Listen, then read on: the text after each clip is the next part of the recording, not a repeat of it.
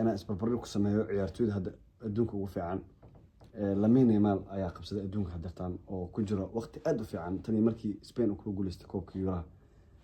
لمين قيمين هذا هالكوك كجرا عيارتود أدونك وفي عن runtii ani ahaan ma dhahay nambarka koowaad iyo nambarka labaad iyo ninkan wuxuu aad u soo baxay ciyaarihii Euro soo baxay sanadkii hore sanadkan sanadkiisa labaad waay horta waxaan isleeyahay 2 sano 3 sano inuu joogteeyo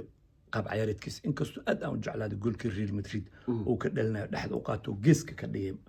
taabe kaasna wuxuu u maleynayay dhinacaas inuu ka tooganayo laakiin dhinaciisa agtiisa ka dhigay taasna wax ciyaar maaha marka waan wiil yar oo talent aad u fiican runtii awoodna leh laakiin wili waxaan leeyahay Mbembe oo kale iyo Vinicius Junior ma gaarsiisana ayaan leeyahay oo wuxuu u baahan yahay wili inuu joogteeyo ciyaarahan oo wada markaas ayaan ragaas la simi karnaa sababtoo ragaan Champions League ku guuleysteen inkastoo Mbembe oo Champions League uu soo guuleysan Vinicius Junior Champions League ku guuleystay La Liga ku guuleystay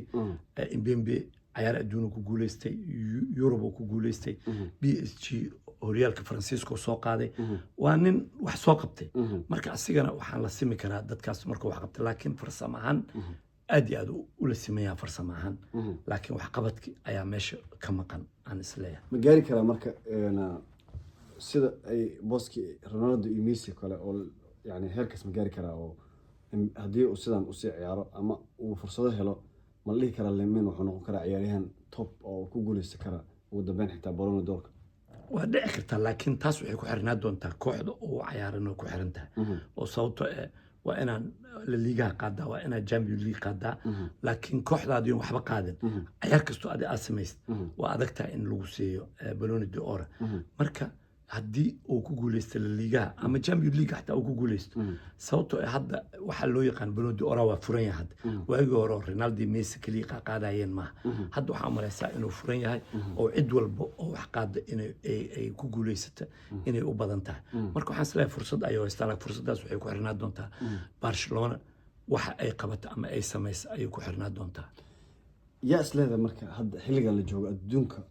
ugu fiican yahay ilaan Ronaldo iyo Messi waa baxeen oo saxadu ka baxeen oo Sacuudi iyo Mareykanka kala ciyaaraan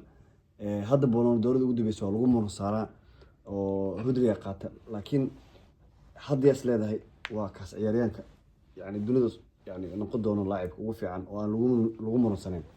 horta ana waxaan isleeyahay Mbembe iyo waxaan isleeyahay iyo Vinicius Junior mid inuu qaadi doono hadii laakiin ay Champions League ay ku guuleystaan La Liga waa u badan tahay hadda wadadii ay fuuleen